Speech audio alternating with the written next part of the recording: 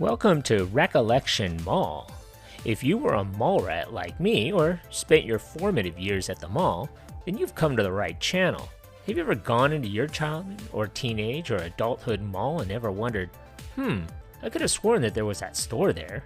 So let's take a trip down memory lane and go into the history of that mall in your home state. So stay tuned. Every Wednesday, I'll be doing a mall history of the oldest mall in every state in the US. Please subscribe and leave a comment or memory about your time at this mall. Thanks.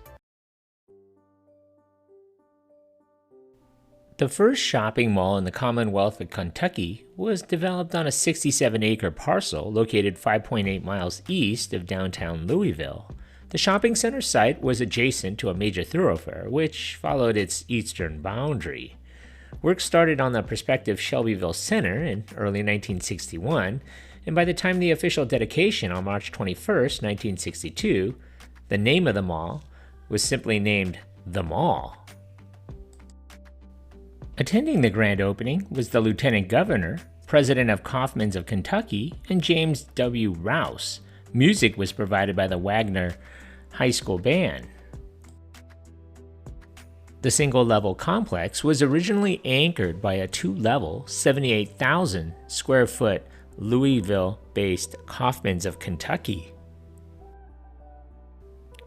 It also included a single-level, 46,000 square foot Rose's Five and Dime store, a 20,000 square foot A&P supermarket, and other stores included Taylor Drug, Rhodes Min, Davidson's Milliners, Fleischer's Ladies Wear, Bond Clothes, Benton's Tweed Shop, Maud Muller Candies, Baker's Shoes, Bell Shoes, Sutcliffe's Sporting Goods, Blue Boar Cafeteria, and a Variety Records.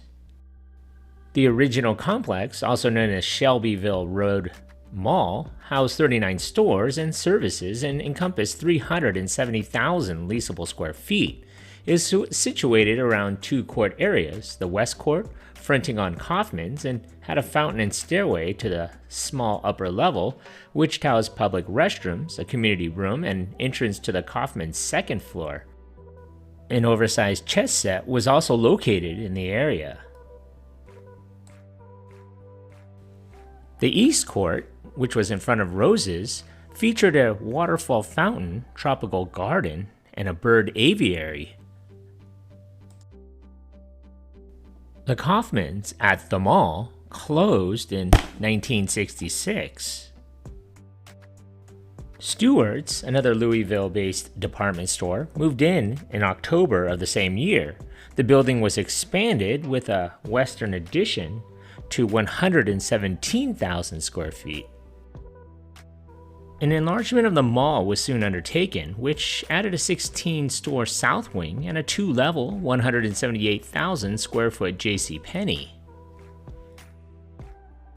This store opened for business on January 8, 1970. The gross leasable area of the mall now stood at 552,000 square feet. The official name of the mall was changed to Mall in St. Matthews in the mid-1980s. Chuck E. Cheese Pizza Time Theater would open in 1984. On November 1st, 1985, Stewart's store closed. It reopened as L.S. Ayers on November 1st, 1985, and L.S. Ayers would close shortly after that. 2 years later, renovation and expansion got underway. During its first phase, a vacant Ellis Ayers was enlarged with a second westward addition. The remodeled 195,000 square foot store reopened as a Louisville-based Bacon's in September of 1988. A second phase remodeling had been in progress since February of 1988. During this project, the vacant Rose's was reconfigured as a 10-bay picnic food court. Moreover, the official name of the shopping hub was shortened to Mall St. Matthews. A dedication of the newly renovated area was held on November 16, 1989. By the early 1990s, the mall St. Matthews was in decline, this precipitated by the too close for comfort Oxmoor Center. In December of 1991, the Chuck E. Cheese Pizza Time Theater was closed. Demolition was soon underway on the mall's north end. A 25,000 square foot limited express superplex was built as the exterior of the shopping hub was given a facelift. New landscaping was also installed. 20 new stores, some in the new limited express wing, opened on November 6, 1992. The renovation resulted in an upturn in the business. This prompted the Rouse Company to begin another expansion in early 1994. This included construction of a new south wing and a third anchor department store. A three-level, 230,000 square foot Dillard's welcomed its first shoppers on March 26, 1995. A fifth expansion of the mall St. Matthews added a two-level, 120,000 square foot Lord & Taylor and a multi-level parking garage. This project was dedicated on October 21, 1998. With its completion, Mall St. Matthews became Kentucky's largest shopping mall with 1.1 million leasable square feet. On August 15, 1999, Bacon's closed. It was rebranded into a Dillard's Men's Children and Home store. The mall's original Dillard's was refashioned into a women's store. A new century brought more modifications, a deal where Seattle-based Nordstrom was to open a store at the mall St. Matthews fell through in early 2001. On February 6, 2004, Lord & Taylor closed. The Rouse Company, builder and owner of the complex, would later be acquired by Chicago-based General Growth Properties in November of that year. Dillard's Men's moved into the old Lord & Taylor space in 2007, leaving the previous location vacant. The original plan was to demolish the structure and replace it with an open-air lifestyle component. The building was left intact, at least for the time being. A two-level, 110,000 square foot section was renovated and reopened as a Los Angeles-based Forever 21 on February 12, 2011.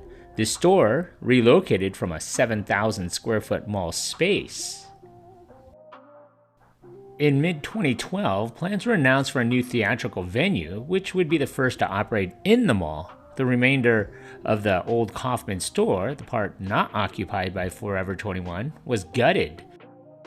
The state-of-the-art Cinemark Mall St. Matthews 10 opened on May 16, 2013. On December 26, 2015, a disturbance occurred at the mall involving as many as 2,000 people, mostly teenagers, some of whom were fighting each other and shoving or pushing mall customers, and the mall was closed early in response to the incident. The mall St. Matthews now spanned approximately 1,076,000 leasable square feet and contained 140 stores and services. The Forever 21 downsized their store into its first floor in 2017. The 45,000 square foot second floor was refitted as a Dave & Buster's Grand Sports Cafe, which welcomed its first patrons in early 2019. In August of 2018, Brookfield established 100% ownership of the corporation. Hence, Mall St. Matthews became part of the Brookfield Retail Center portfolio. In 2018, Ulta Beauty moved into the remainder of the first floor of the Forever 21 building. On April 23, 2021, a shoe and clothing store named Zappos Unboxed opened. That was the first of its kind and owned by the online retail company Zappos. Today, the 1 million square foot two-level mall has a Dillard's and JCPenney and has over 130 stores and services.